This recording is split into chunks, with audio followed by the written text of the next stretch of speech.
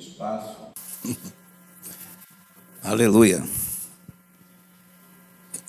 Irmãos, nós vamos abrir as nossas Bíblias para a leitura de um texto.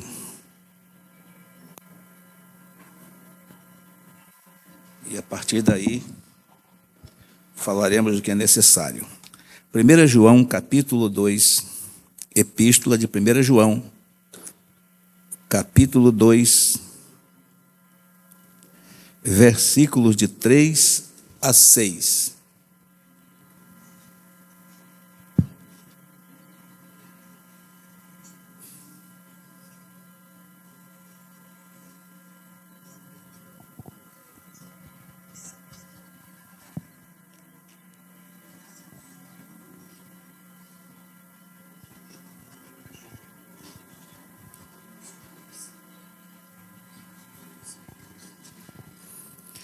Leamos a palavra do Senhor. Verso 3 do capítulo 2 de 1 João. E nisto sabemos que o conhecemos, se guardamos os seus mandamentos. Aquele que diz, eu conheço e não guarda os seus mandamentos, é mentiroso e nele não está a verdade. Mas qualquer que guardar a sua palavra, o amor de Deus está nele verdadeiramente aperfeiçoado. Nisto conhecemos que estamos nele. Aquele que diz que está nele também deve andar como ele andou. Amém. Podeis tomar assento, irmãos. Eu gostaria aqui da assistência do irmão Cole. Tem uma boa voz, uma boa leitura. Temos alguns textos para serem lidos, vou precisar desse auxílio aí. Amém? Irmãos,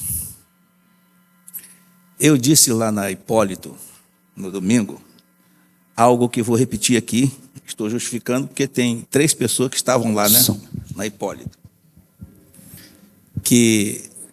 Obrigado. A cobrança que o pastor faz aqui da presença dos irmãos é justificável em vários aspectos. Primeiro que quem não está familiarizado com o ensino não tem esta consciência. Mas dá um trabalho enorme, entende, para elaborar um estudo bíblico. Enorme. A minha esposa é testemunha disto. Esta tem sido a minha vida inteira. Quando, aos 21 anos de idade, eu saí do Instituto Bíblico em Pindamonhangaba, eu entrei com 19, 1972, estudei em 1972, 73, 74, fiz o curso básico, curso médio em teologia. Depois eu fiz o bacharel quando saí de lá e depois fiz uma reciclagem, o bacharel pela segunda vez. E quando eu saí aos 22 anos de idade, aqui acho que não tem ninguém com essa idade aqui, aos 22 anos de idade, seria bom que tivesse, né? É um adolescente, é um jovem, né? 22 anos de idade, eu, por circunstância, né? Isso numa consideração meramente humana, né? Porque para Deus não tem circunstância. Deus é Senhor absoluto, Ele tem propósito, tem plano, e os seus planos são estabelecidos e se cumprem. Aos 22 anos de idade, eu assumi a direção do Instituto Bíblico das Assembleias de Deus do Estado do Rio de Janeiro. Instituto Bíblico das Assembleias de Deus do Estado do Rio de Janeiro. Eu assumi aos 22 anos. Porque os diretores, eu vim de Pindamonhangaba, cheguei bem jovem, solteiro, e a escola precisava de um secretário. O meu pastor me indicou para ser secretário, auxiliando os saudosos, hoje os saudosos pastores Otoniel e Osiel. E com 6 meses que eu estava trabalhando como secretário da escola, ambos os diretores morreram no acidente de carro. Ele e suas respectivas esposas, no mesmo acidente. E aí eu me escondi, porque tinha que tocar a escola, dar continuidade. E eu não me senti muito jovem, pouca experiência, mas os pastores que eram conselheiros eram os principais pastores presidentes das maiores igrejas que tem aqui ao redor, na região aqui. E eles praticamente exigiram que eu assumisse a escola. Você precisa assumir a escola.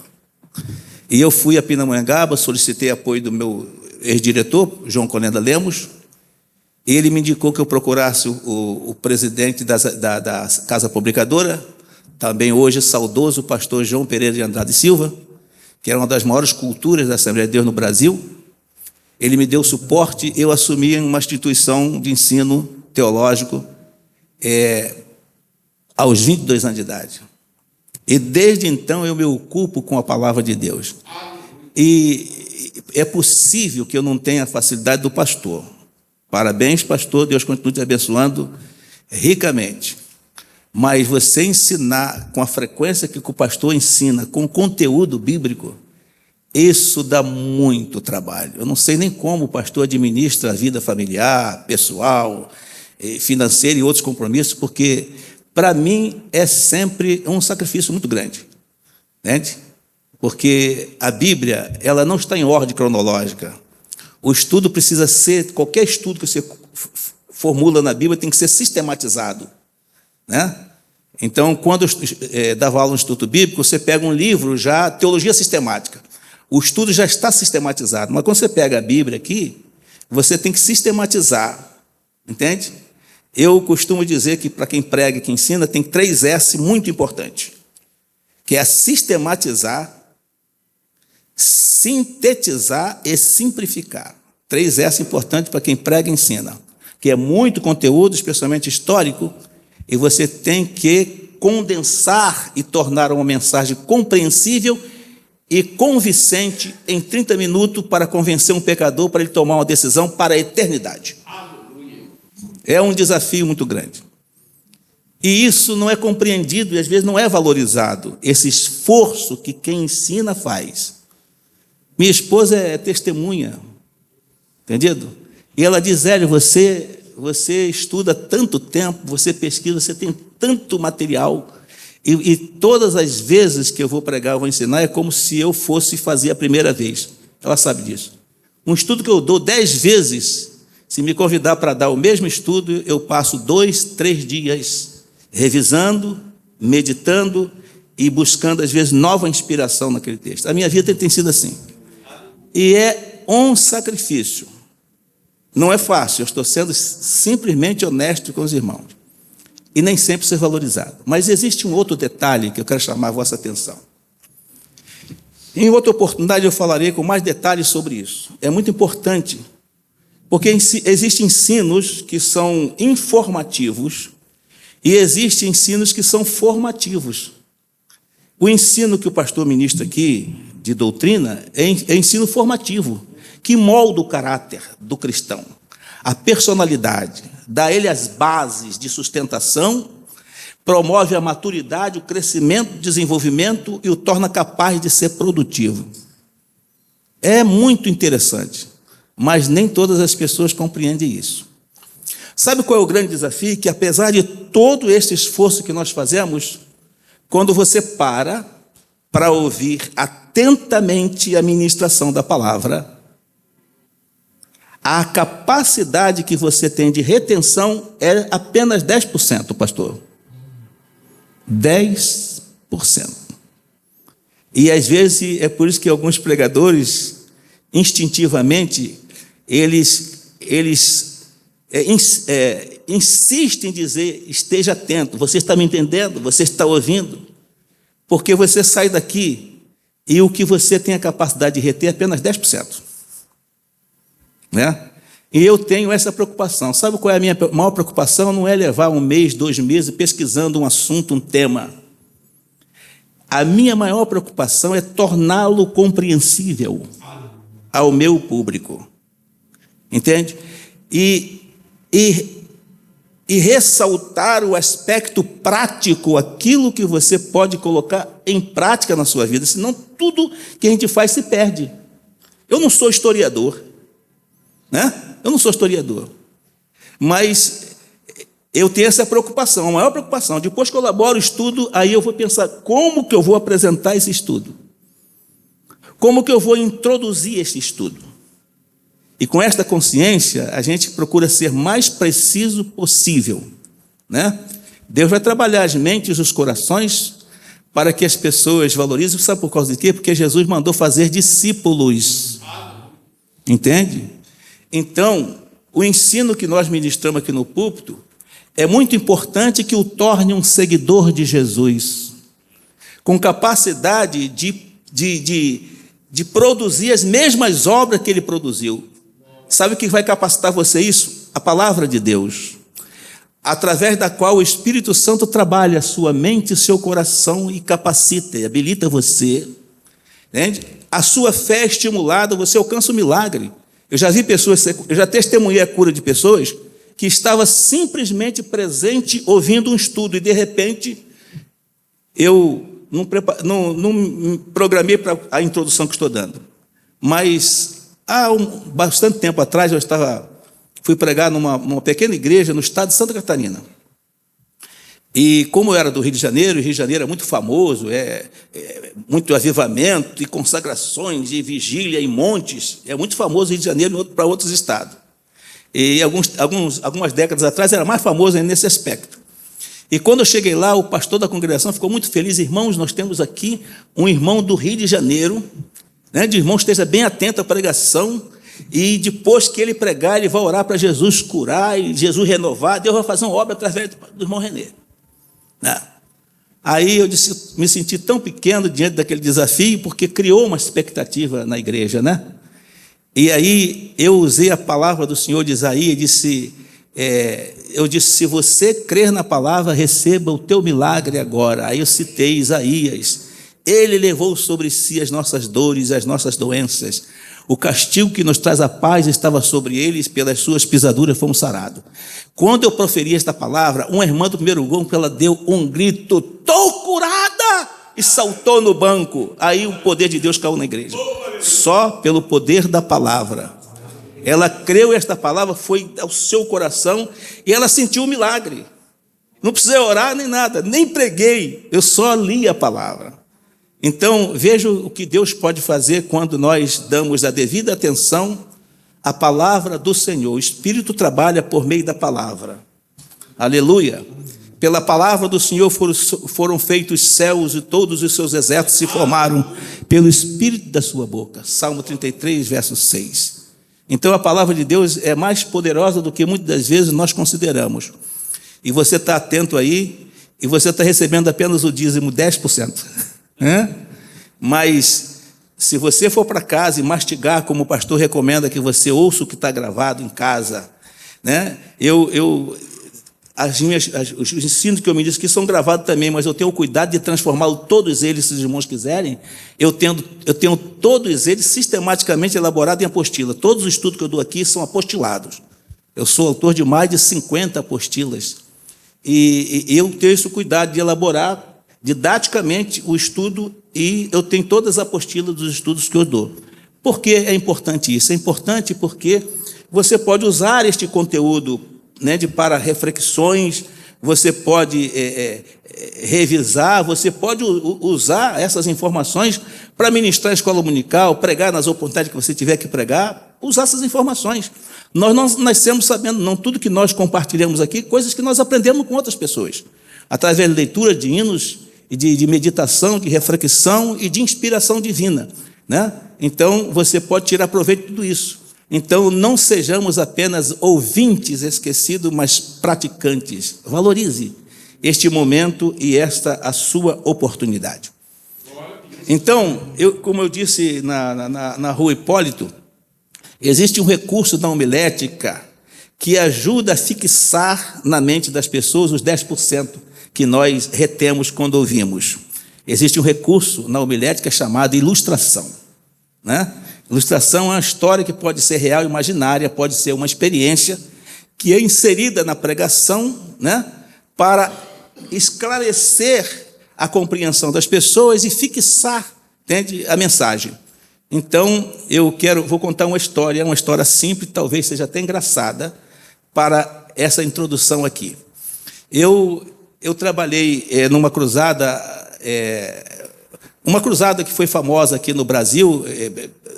O diretor Bernardo Johnson, o pastor Crowd sabe muito bem, era um americano que realizava cruzada em várias partes do mundo e realizava aqui no Brasil. E eu participei da equipe que fazia a preparação, pelo menos, a cruzada no Rio de Janeiro, e Minas Gerais, Valadares, e lá em Governador Valadares, eu passei 3 meses visitando igrejas naquele interior, frequentando a congregação do Vale do Rio Doce, para divulgar a cruzada e fazer um trabalho. Foi um trabalho extraordinário. Esse trabalho rendeu 1.710 decisões nos 3 meses que nós passamos na preparação da cruzada. E numa dessas visitas eu estava acompanhado de um cantor. É um cantor conhecido aqui da igreja. Nós estávamos juntos e nós fomos cumprir uma agenda numa congregação. E lá, na época, uma igreja desse tamanho, bastava anunciar um dia antes. O dirigente da igreja: o pastor Hélio vai estar pregando aí amanhã à noite. Podia ser qualquer dia da semana. E ele avisava os irmãos saíam de casa em casa avisando.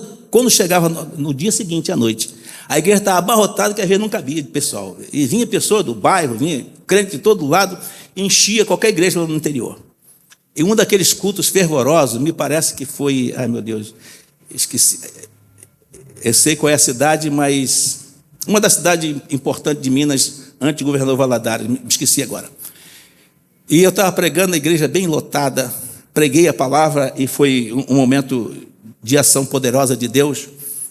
E o cantor que estava comigo ficou muito empolgado com a pregação, com aquele ambiente fervoroso do culto. E o culto terminou. E o pastor saiu do púlpito e foi para fora, para frente da igreja, para despedir dos irmãos, cumprimentar os irmãos, coisa e tal, né? E aí, mas ele deu liberdade, diz: irmão, se quiser oração, procure os obreiros aí. O pastor Renê está aí, e tal, o irmão fulano está aí. Ele tem liberdade de orar pelo pessoal que quer oração.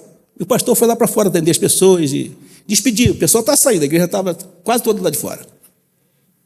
E esse irmão que estava comigo, na hora que ele chamou as pessoas na frente para orar, enfermo, veio uma irmã que era cega das 2 vistas.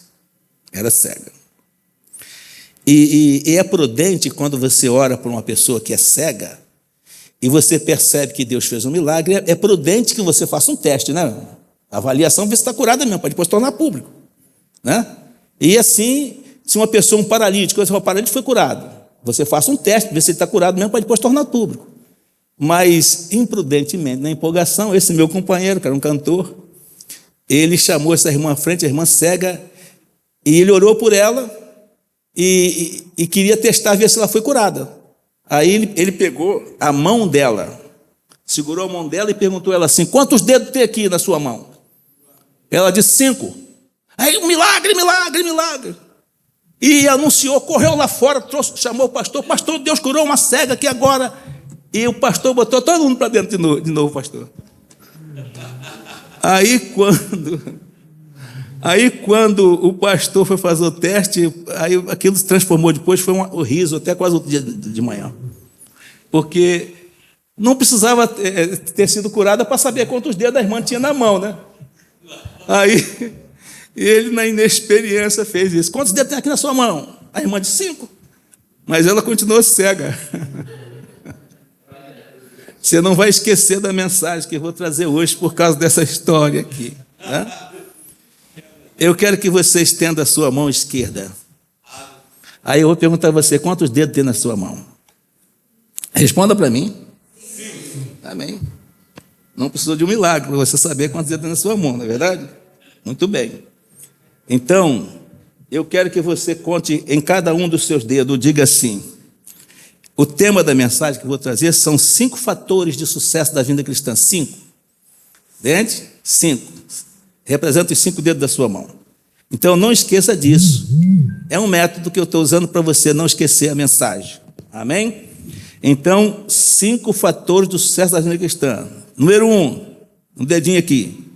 Diga assim: vida devocional. Segundo, vida pessoal. Terceiro, vida familiar. 4, vida financeira. 5, vida social. Será que você lembra? Devocional, pessoal, familiar, financeira e social. Amém? Então, a vida cristã parece ser uma complexidade. Eu já vi pessoas dizer, não é fácil ser crente. É muito difícil ser crente, né? Você tem que ter algumas referências, alguns parâmetros. Então, lembre-se disso. 5 aspectos da sua vida cristã que você deve considerar. Existem outros aspectos. A minha mensagem consiste nisso. Eu vou ressaltar 5 fatores de sucesso. Se você quer ter uma vida cristã de sucesso, uma vida cristã vitoriosa, correto? Nós queremos que esta seja a proposta de Deus para nós, o projeto de Deus para nós na vida cristã. Que vivamos de maneira vitoriosa. Vivamos uma vida cristã de sucesso, em todos os aspectos, correto? Então, vamos considerar esses aspectos, 5 fatores de sucesso da vida cristã. Primeiramente, eu vou falar aqui de vida devocional. Mas antes eu vou descrever aqui. Vida cristã é um estilo de vida. Amém? Amém. Estilo de vida é um conjunto de hábitos, comportamentos, valores e personalidade que define o modo de vida de uma pessoa. É um conceito que está relacionado com as escolhas, o consumo, a rotina, hábitos de uma pessoa. Vida cristã. Vida cristã é um modo de viver o cristianismo. Vida cristã é um modo de viver o cristianismo. Se alguém se diz cristão, existe um padrão, um modelo, entende? Que te identifica como cristão. Então, vida cristã é um modo de viver o cristianismo. Amém? Então, vida cristã é um termo usado para descrever um estilo de vida. Estilo de vida é uma forma de pensar, agir, baseado em determinados princípios. Vida cristã, olha bem, é pensar como cristão, falar como cristão e viver como cristão. Simplificou, né? Sistematizou. Vida cristã é pensar como cristão. Amém? Amém. Existem muitas formas de pensar. Você pode pensar de maneira conveniente ou inconveniente, certo ou errado. Existem muitas maneiras, mas vida cristã é um modo de pensar. É um modo de falar e de viver. Vamos confirmar isso com a palavra do Senhor. Colossenses, será que pode ser colocado? É difícil, né? Não dá para colocar ali, né? Colossenses capítulo 3, versículo de 1 a 3. Colossenses. Posso ler? Pode ler. De 1 a 3? Portanto, se já ressuscitaste com Cristo, buscai as coisas que são de cima, onde Cristo está assentado à destra de Deus. Pensai nas coisas que são de cima, e não nas que são da terra, porque já estáis mortos, e a vossa vida está escondida com Cristo em Deus. Aqui confirma que vida cristã é pensar como cristão. Pensar nas coisas que são de cima e não nas que são da terra. Então nós temos que filtrar, né, aquilo que nós pensamos, né, e fixar nossa mente em coisas que são de cima. Mas leia Filipenses 4, por favor. Filipenses 4, de 6 a 8. A confirmação deste texto. Filipenses 4, 6 a 8. Ali. Não estejais inquietos por coisa alguma. Antes, as vossas petições sejam em tudo conhecidas diante de Deus pela oração e súplica, com ação de graças. Leu até o 8? E a paz de Deus, que excede todo entendimento, guardará os vossos corações e os vossos pensamentos em Cristo Jesus. Quanto ao mais, irmãos, tudo que é verdadeiro, tudo que é honesto, tudo que é justo, tudo que é puro, tudo que é amável, tudo que é de boa fama, se há alguma virtude e se há algum louvor, nisso pensai. Isso é pensar como cristão. Aleluia. Amém? Aqui está uma relação de coisas nas quais você deve fixar a sua mente, pensar. Você vai alimentar a sua mente com esse tipo de pensamento. Amém? É claro. Inclusive, os irmãos já viram um provérbio bem popular que diz que mente desocupada é a oficina do diabo, né? Coisa assim. Então, o diabo, ele é muito astúcio, ele trabalha, muitas vezes, ele interfere na vida de uma pessoa por meio do pensamento, né? Então, a Bíblia recomenda aqui que você pense desta forma. Então, vida cristã é pensar como cristão, mas também é falar como cristão. Efésios 4, 25 e 29. 25 e 29. Por isso, deixai a mentira e falai a verdade, cada um com o seu próximo, porque somos membros um dos outros. Não saia da vossa boca nenhuma palavra torpe, mas só a que for boa para promover a edificação, para que dê graça aos que a ouvem. Amém. Então, olha que orientação bem precisa, nem carece de explicação, porque é bem claro, né? Estou apresentando de forma sistematizada aqui. Mateus 5,37.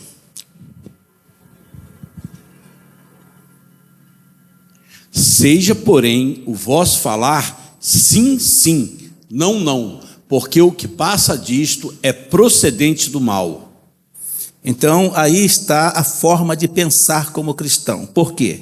Ser cristão é pensar como cristão e é falar como cristão, mas também é viver como cristão. Romanos 12, verso 9 em diante.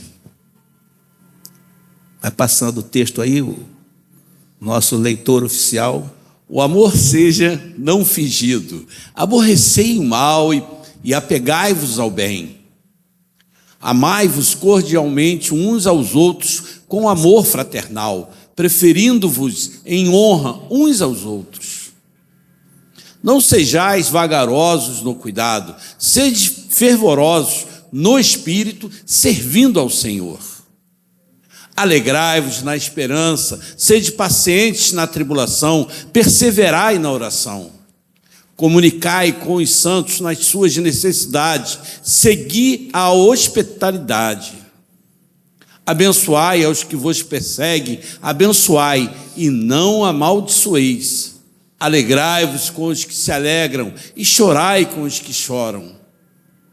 Sede unânimes entre vós, não ambicioneis coisas altas, mas acomodai-vos com as humildes. Não sejais sábios em vós mesmos.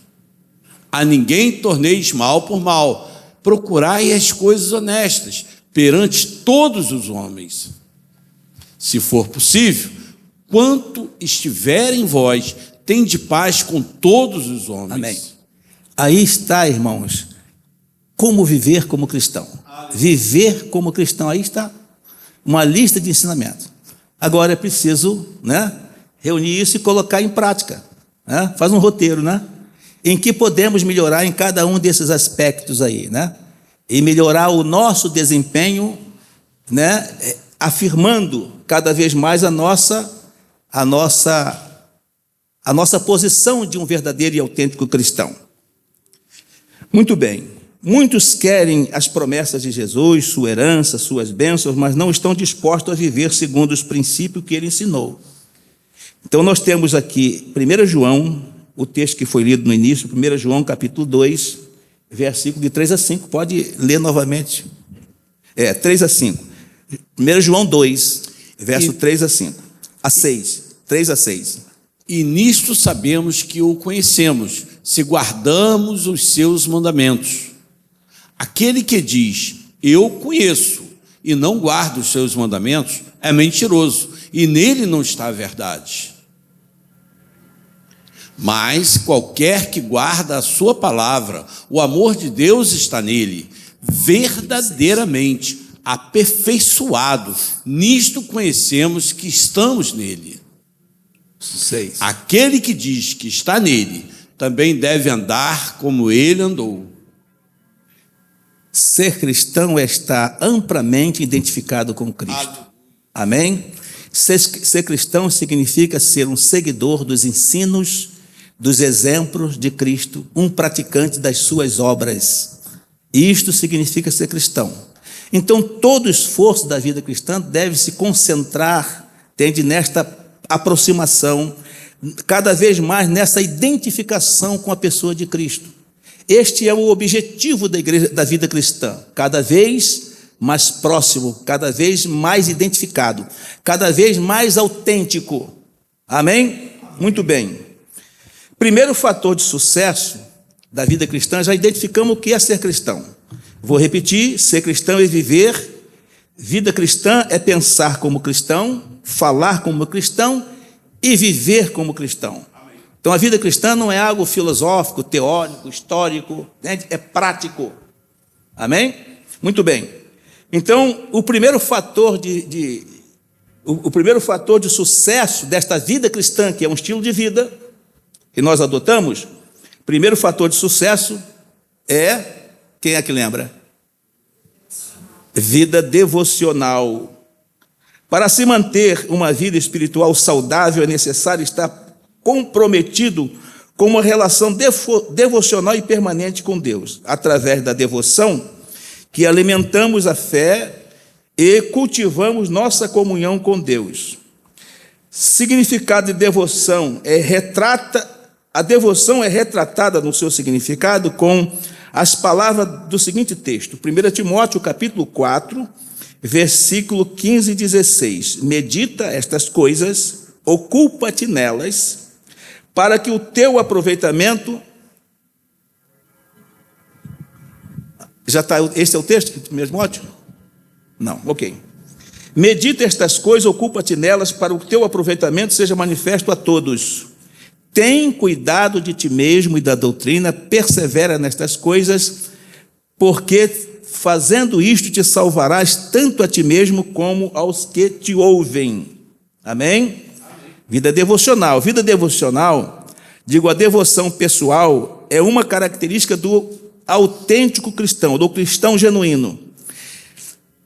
A devoção do crente, primeiro, é Salmo 1, eu vou ler isso aqui, Salmo 1, versículos 1 e 2. O que significa ter uma vida devocional? Bem-aventurado o varão que não anda segundo o conselho dos ímpios, não se detém no caminho dos pecadores, nem se assenta na roda dos escarnecedores, antes tem o seu prazer na lei do Senhor, e na sua lei medita de dia e de noite. Isto aqui define na prática, né, o que é ser um verdadeiro e autêntico cristão. É como a árvore plantada junto à ribeira de água, certo? Mas o que comprova, entende, que essa prática aqui retrata realmente a conduta de um autêntico cristão, é que quem é plantada como uma árvore frutífera junto à ribeira de água é uma pessoa que produz frutos na estação própria. Versículo 2, como o servo, versículo 3, pois será como a árvore plantada junto à ribeira de águas, a qual dá o seu fruto na estação própria, cujas folhas não caem, e tudo quanto fizer prosperará. Amém? Então, isso aqui nos leva a refletir realmente se estamos devidamente identificados com Cristo, né? Porque quem está é uma árvore plantada junto à ribeira de água, dá fruto na estação própria, as folhas não caem, e tudo quanto fizer prosperará. Amém? Vamos ver aqui os 6 elementos da devoção. O primeiro elemento da devoção chama-se oração, o segundo é jejum, terceiro é leitura diária da Bíblia, quarto elemento é louvor e adoração, o quinto elemento é finanças, e o sexto é testemunho pessoal. Então, aqui, 6 elementos exclusivamente da devoção. A oração é um dos instrumentos mais primitivos e convencionais de nossa devoção. Podemos ser descrito como uma conversa íntima com Deus e a maior expressão de nossa comunhão para com Ele. A oração, né? O meio de acesso, de interação, de comunicação, de intimidade, de comunhão. Jejum é uma abstenção que deve estar sempre associada à oração e deve ser praticado como parte de uma entrega total e espontânea a Deus. Faz parte da devoção. São práticas, né, que fazem parte da nossa devoção. Então, para ter uma vida cristã vitoriosa, é preciso ter uma vida devocional ativa, né? Vida de oração, vida de jejum, leitura diária da Bíblia, né? E, segundo 1 Timóteo 4, 13 a 16, diz assim: persiste em ler, exortar, ensinar até que eu vá. Não despreze o dom que há em ti, o qual te foi dado por profecia, com imposição das mãos dos presbíteros. Muitas destas coisas ocupa-te, medita estas coisas, ocupa-te nelas, para que o teu aproveitamento seja manifesto a todos. Tem cuidado de ti mesmo e da doutrina, porque fazendo isto te salvarás tanto a ti mesmo como aos que te ouvem.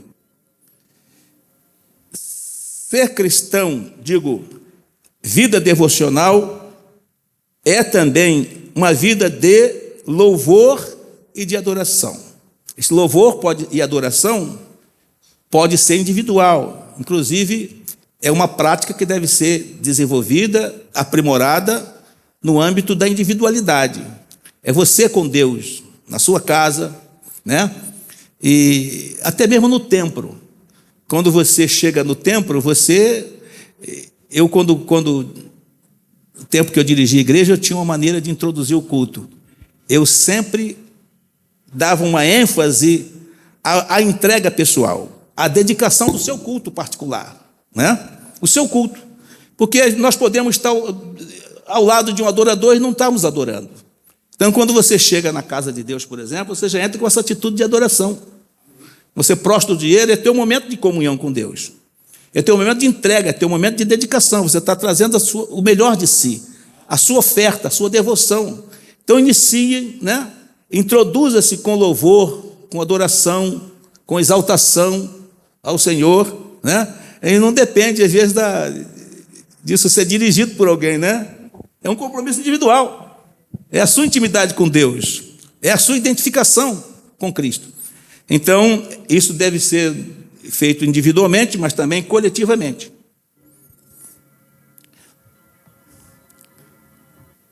O louvor e adoração são sumamente importantes em nossa devoção. Embora ambos sejam componentes da oração, devem ser manifestos também através de cântico de exaltação, praticado de forma individual e congregacional.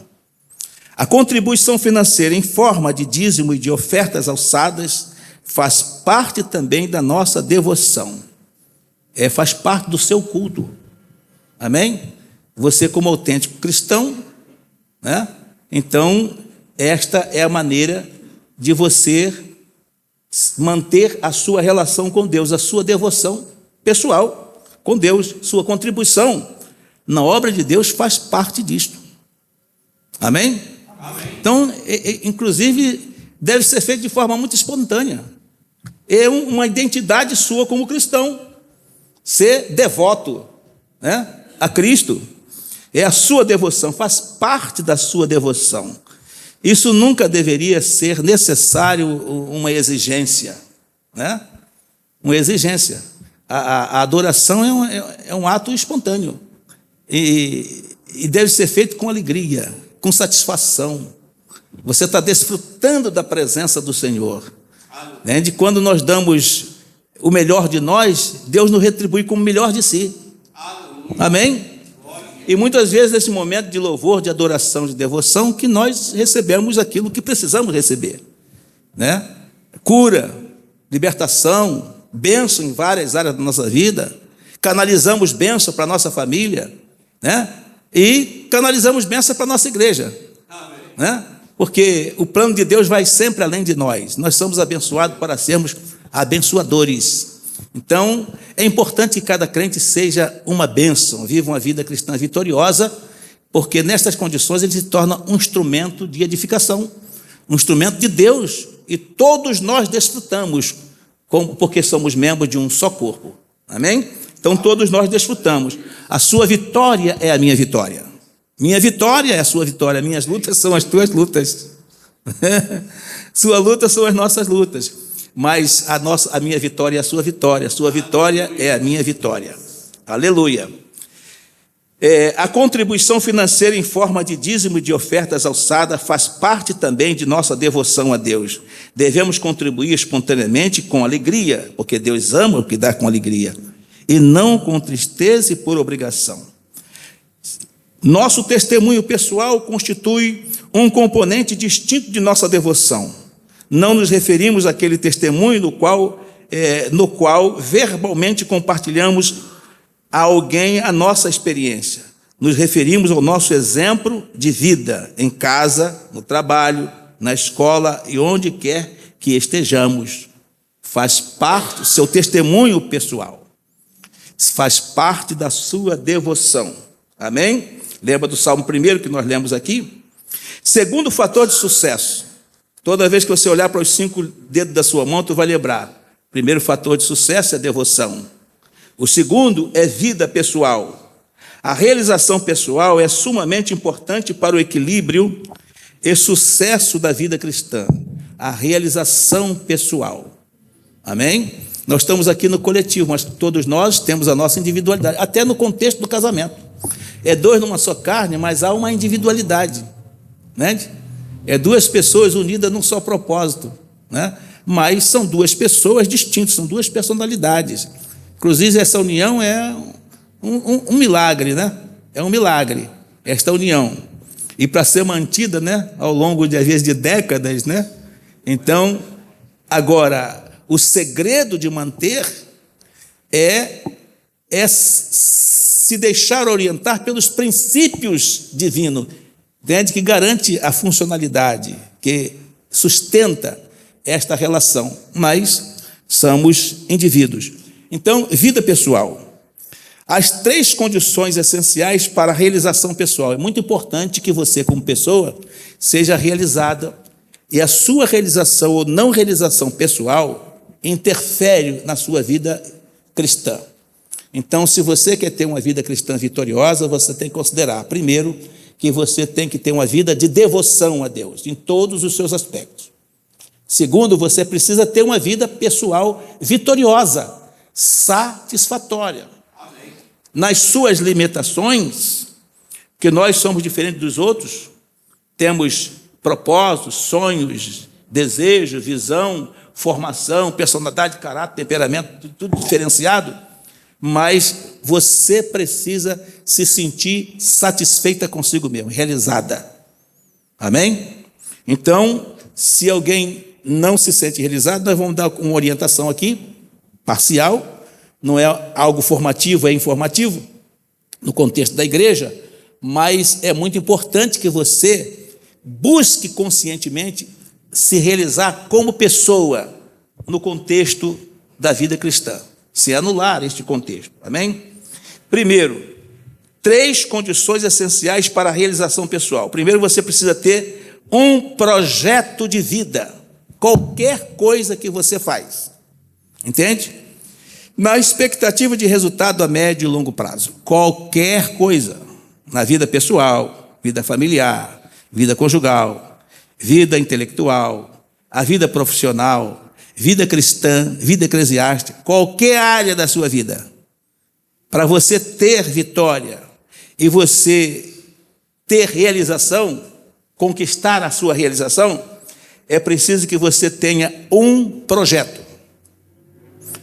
Embora você encontre aí alguns dicionários, planejamento como sinônimo de projeto, são distintos, entende? E o projeto vamos dizer assim, é um planejamento pronto e definido para se colocar em prática. É uma forma de se explicar. Então você tem que ter um projeto de vida. Amém? Inclusive, muitos relacionamentos conjugais não dão certo porque não há projeto. Não tem um projeto combinado. Entendido? Então, não se tem uma definição onde se quer chegar naquele relacionamento. Na vida cristã é muito importante. Eu, oportunamente, falarei com maiores detalhes sobre isso, aplicando aqui a questão da vida cristã. Mas a palavra projeto vem do latim projecto, que significa antes de uma ação. Projeto é um planejamento, é uma descrição escrita e detalhada de um empreendimento a ser realizado. Então, para que você tenha sucesso na sua vida pessoal, você precisa ter um projeto de vida. Vou compartilhar aqui uma experiência que tive. Um projeto envolve 3 elementos. Objetivo, repita comigo, objetivo. Estratégia. Metas. Objetivo é onde você quer chegar, é o teu alvo. Estratégia é como chegar aonde você deseja. Amém? E metas é quando chegar. Repita comigo. Onde, como e quando. Amém? Então, naquilo que você faz, aonde você quer chegar? No teu empreendimento, nos seus esforços, entende? Nos seus estudos, entende? Na sua carreira cristã, aonde você quer chegar? É preciso que seja traçado um trajeto. Amém? Que é a estratégia. E metas é como chegar onde deseja chegar. Metas são objetivos quantificados e específicos que se deseja alcançar em um determinado período de tempo. Elas são uma referência que ajuda a medir o progresso para atingir o objetivo. Meta é o passo a passo do ponto de partida ao ponto de chegada. Você precisa saber onde você quer chegar. Amém? Eu participei de um congresso no sul de Santa Catarina, região serrana, cidade de Laje, é muito, muito longe daqui, né? Há anos atrás. E me deram a oportunidade de falar para um grupo grande de adolescentes. E eu comecei a palestra com uma pergunta. O que você deseja ser na vida? Isso é muito comum se perguntar a um jovem ou adolescente, não é verdade? E, para minha surpresa, não teve um jovem que tivesse essa definição. O que você quer ser na vida? E hoje você pergunta, muito jovem não sabe onde quer ser na vida. É o alvo, entende? É o objetivo. Eu ouvi contar a história de um ex-presidente americano, o Clinton. Como é o primeiro nome dele? Clinton. Bill Clinton. Eu ouvi contar a história que Bill Clinton, quando era criança, não sei quantos anos, mas era um menino. O pai o levou ao jardim da Casa Branca. Eu estive lá. Eu, pessoalmente, Renê, estive lá, estive naquele Capitólio, Congresso Nacional, entrei na frente, saí lá nos fundos dele. Eu estive lá. O pai levou o Bill Clinton para conhecer a Casa Branca. E levou ali as margens do jardim da Casa Branca, cercado por uma cerca de... uma grade de ferro, né? Cercado. E o menino ficou admirado, né? E perguntou, papai, o que é isso aqui? Isso aqui é a casa presidencial. É a sede do governo americano. Aqui é que mora o presidente? Sim, aqui é o presidente.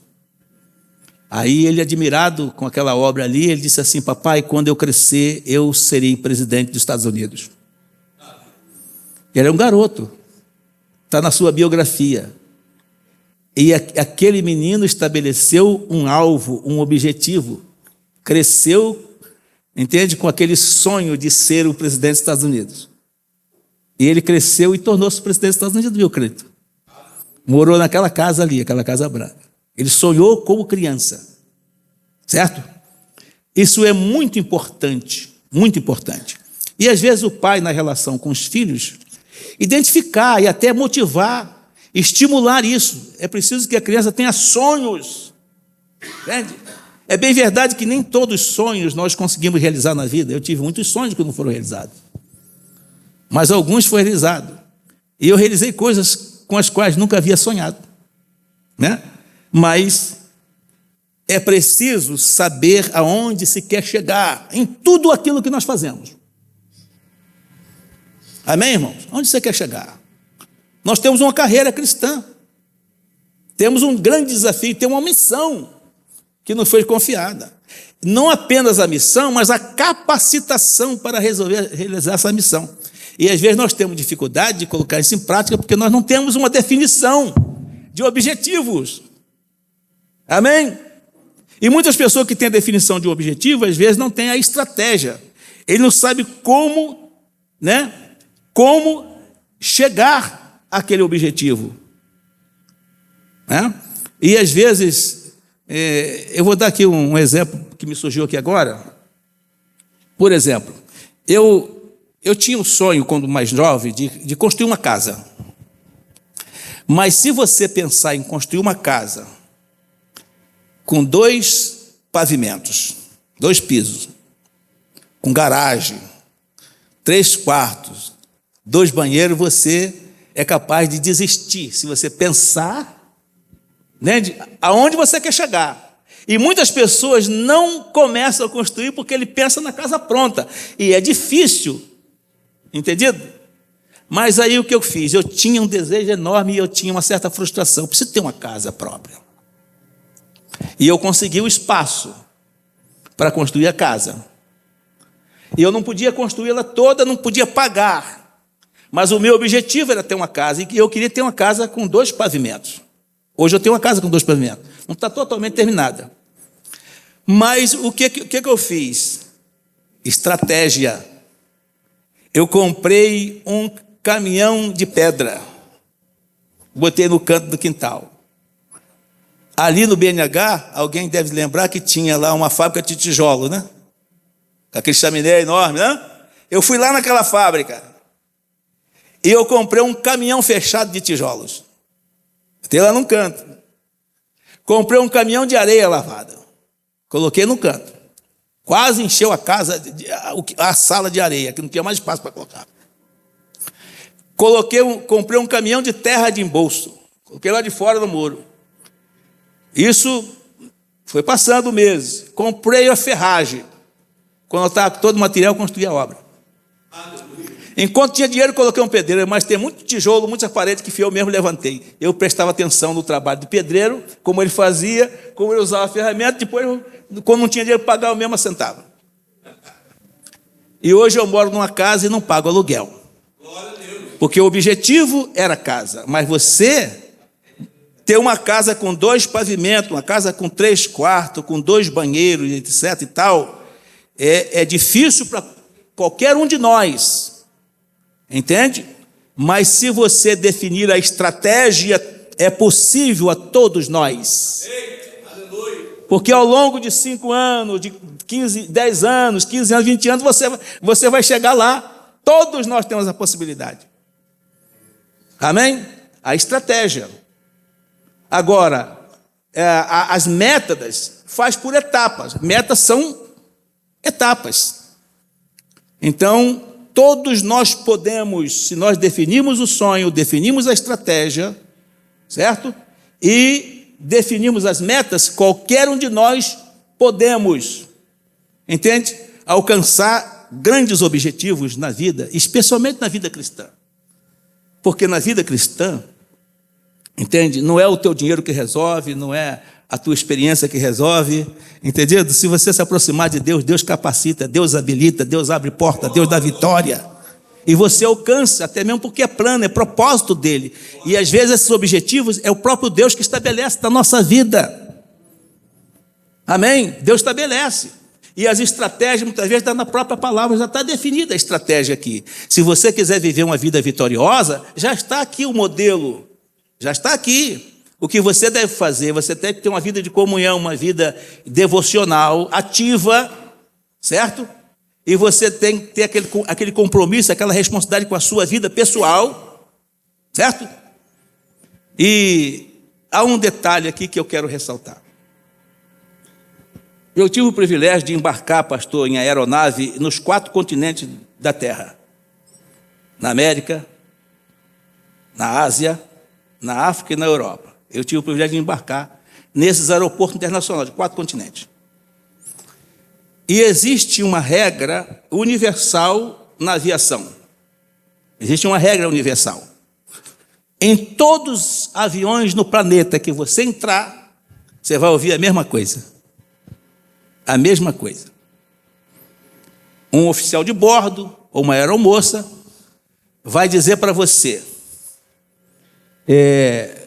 se o avião for descompressorizado, é isso mesmo? A palavra de falei certo? É isso mesmo? Falei certo? Descompressorizado. Você tem de 2 a 12 segundos. 2 a 12 segundos. Sabe o que é segundo? 1, 2, 3, 4, 5, 6, 7, 8, 9, 10, 11, 12. Para perder a consciência. De 2 a 12 segundos. Você desmaia, perde a consciência, ficou descompressorizado. Então, quando o avião é descompressorizado, tem um mecanismo que cai na sua frente uma máscara de oxigênio. O pastor viajou de avião, já ouviu isso, já viu isso, né? Mas essa orientação, o irmão ouviu essa orientação, né? Era o moço? Em todos os aviões que você entra, é no planeta todo, você ouve. Então, diz assim, se a máscara cair na sua frente, você pode estar com a criança do teu lado, o teu filhinho, você tem de 2 a 12 minutos para perder a consciência. Qualquer pessoa no avião perder a consciência. Então, a primeira coisa que você faz, o que você faria se você tivesse o teu filho junto com você? De 3 anos, 5 anos, o que você faria? Com a máscara de oxigênio? Fala para mim, alguém aí. Não, senhor. Primeiro você. Depois tu bota no teu filho ou na pessoa idosa que está junto de você. Primeiro você coloca a máscara, você vai ouvir isso no planeta todo. A mesma coisa, a mesma orientação.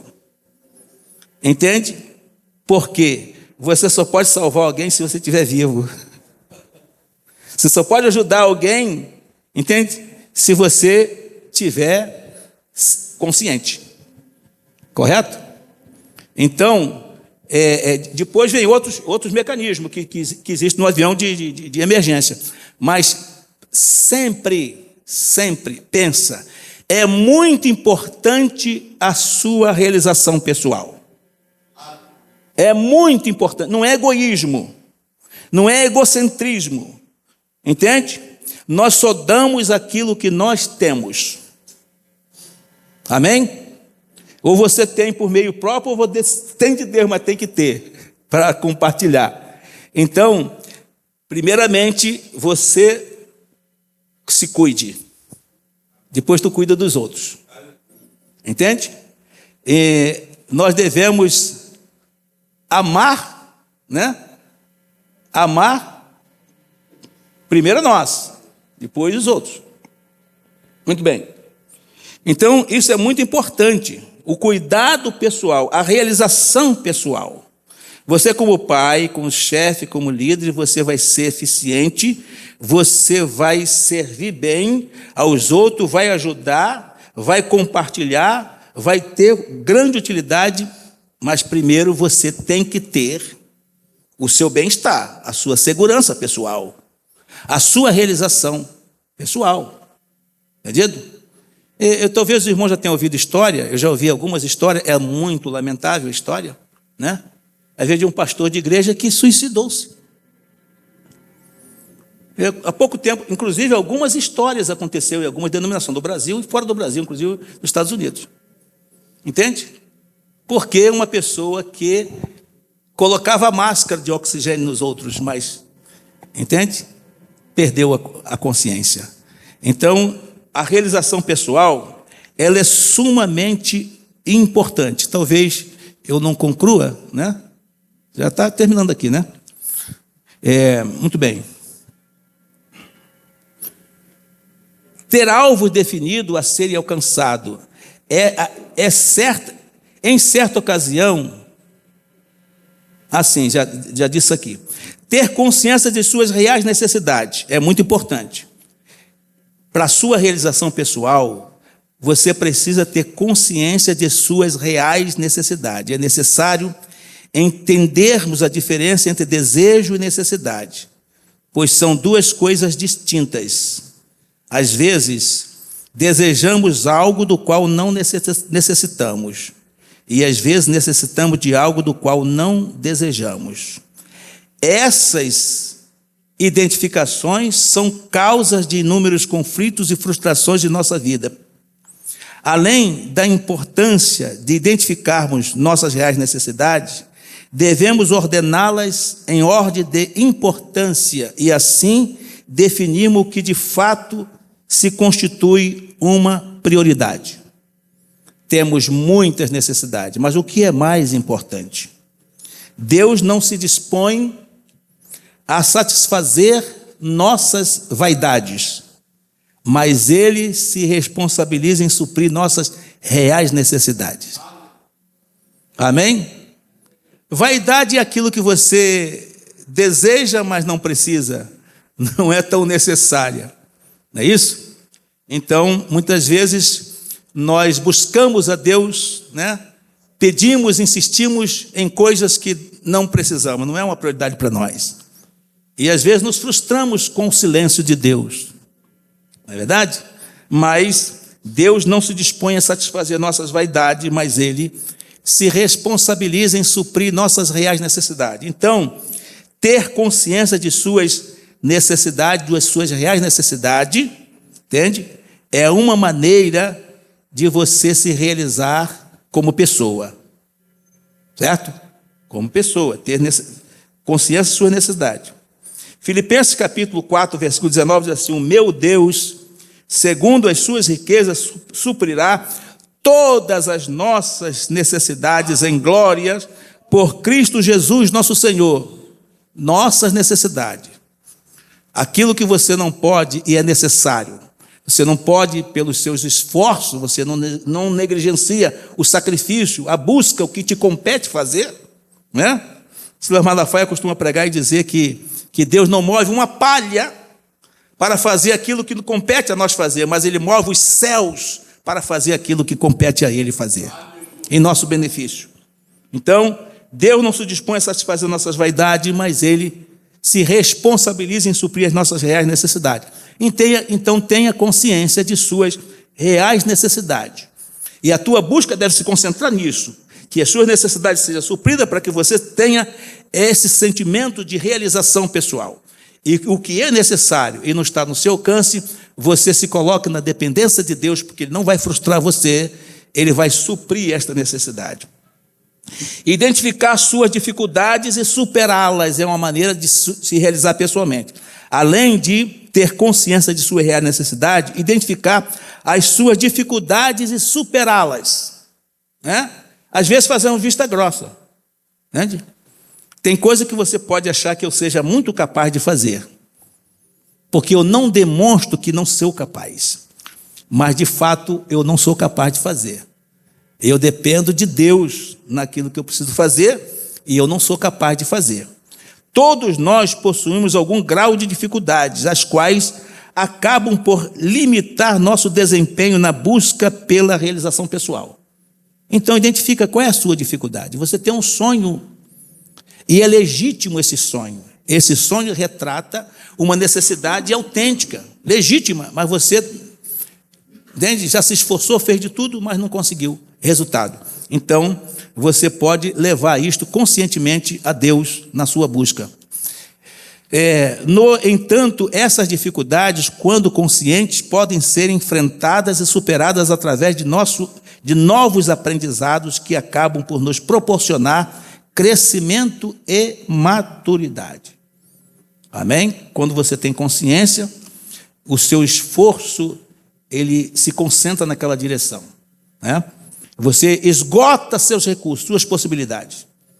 Nós esperamos, às vezes, milagre, porque nós terceirizamos nossas responsabilidades, sabia?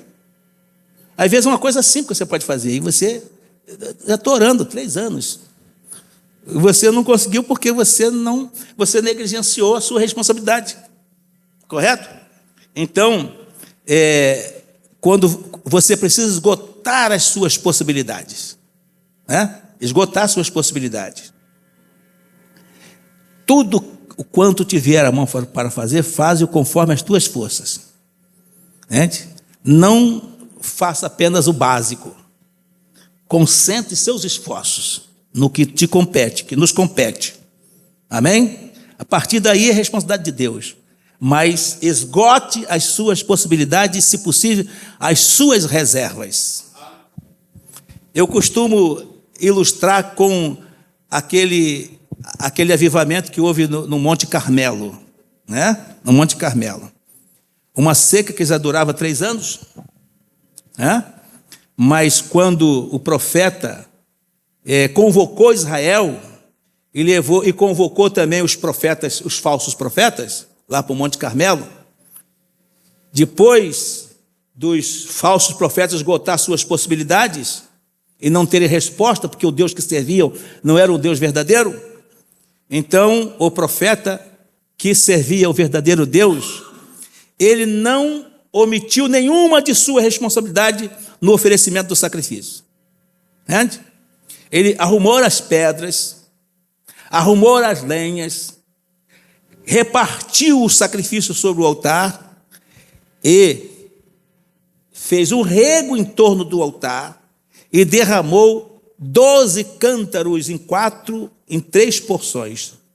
4 cântaros, mais 4 cântaros, não é isso mesmo? 12 cântaros, mais 4 cântaros de água. Então, aqueles cântaros de água era a reserva do povo que já estava com 3 anos de seca. Era a prova da fé, da confiança absoluta na provisão de Deus. Levaram as suas reservas, 12 cântaros derramaram, né? E fizeram um rego para que não vazasse do altar ali aquelas águas. E aí, com este ato de fé, o milagre aconteceu. Então, derrame suas reservas, mas não omite sua responsabilidade no que te compete.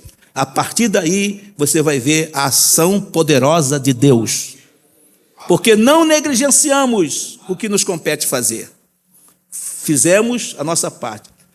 O que tiver a mão para fazer, faça conforme as tuas forças. Faça o melhor possível, entende? Com maior esforço, maior dedicação. Vamos aqui para a conclusão desta parte, né? Não dá para tudo, né? As pessoas, às vezes, se submetem a um concurso e, quando não são aprovadas, acabam por desistir de tentar uma outra vez. Não desista. Vá para casa, prepare-se melhor e tente outra vez. Procure superar suas dificuldades, pois é assim que crescemos, amadurecemos, alcançamos a realização pessoal. Esgote suas possibilidades. Tente novamente, tente novamente, tente novamente. Terceiro fator de sucesso é vida familiar. Todas as vezes que você olhar para uma de suas mãos, você vai lembrar de 5 fatores de sucesso. Amém? Vida devocional, vida pessoal, vida familiar, vida financeira e vida social. Você deve considerar esses 5 aspectos que vão proporcionar a você uma vida cristã vitoriosa. A vida familiar compreende 2 níveis de relacionamento: marido e mulher, pais e filhos. A relação marido e mulher, em se tratando de deveres básicos no relacionamento marido e mulher, a Bíblia prescreve 2 deveres do marido para com a esposa: amor e cuidado. Não vou dar aqui um encontro de família, um seminário sobre isso, mas a Bíblia define isso na carta aos Efésios: amor e cuidado. E um amor de forma singular. A única vez na Bíblia, porque existe o amor estórgio, ágape, fileu, epitomia e ágape. 5 formas de amor, descrito no grego. Mas a única vez em toda a Bíblia que Deus usa o ágape para definir a relação conjugal, em Efésios: amar como Cristo amou. E a palavra lá é o ágape, entende? É o ágape. Amor e cuidado, né? Então, aqui está o critério de Deus. A estratégia. A Bíblia prescreve 2 deveres da mulher para com o seu marido: submissão e honra. Nem sempre isso aqui é considerado, às vezes existe uma certa resistência por causa dos, vamos dizer assim, das teorias da modernidade, né? Mas é um princípio divino, né? É um princípio divino e é universal e é vitalício esse princípio. Deus nunca mudou isso aqui. Submissão e honra. É preciso conhecer realmente as definições, porque isso aqui tem interpretações e aplicações diferentes. Mas a submissão e honra é um dever, né, que a Bíblia prescreve como um dever da mulher para com o marido. Relação pais e filhos. No relacionamento pais e filhos, a Bíblia prescreve 3 obrigações dos pais para com o filho: instrução, educação e disciplina. Amém? Instrução, educação e disciplina.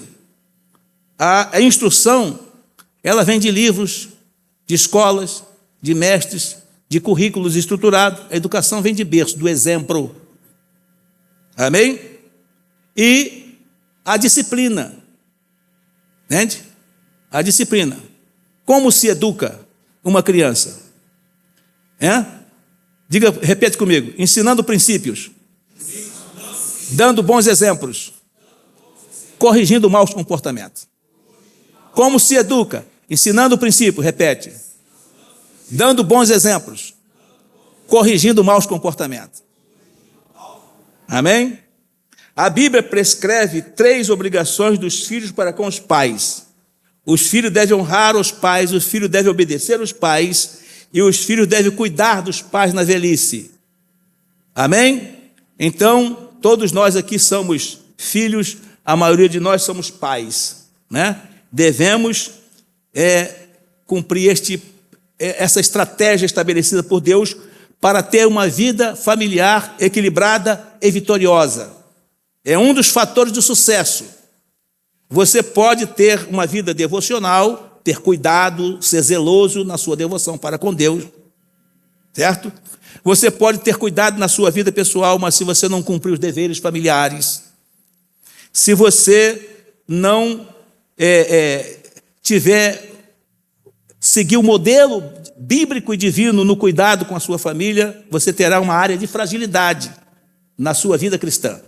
Porque tudo isso tem implicação na vida cristã. Quer ver como tem? Para encerrar aqui, pastor, Tito capítulo 1, versículos 5 e 6.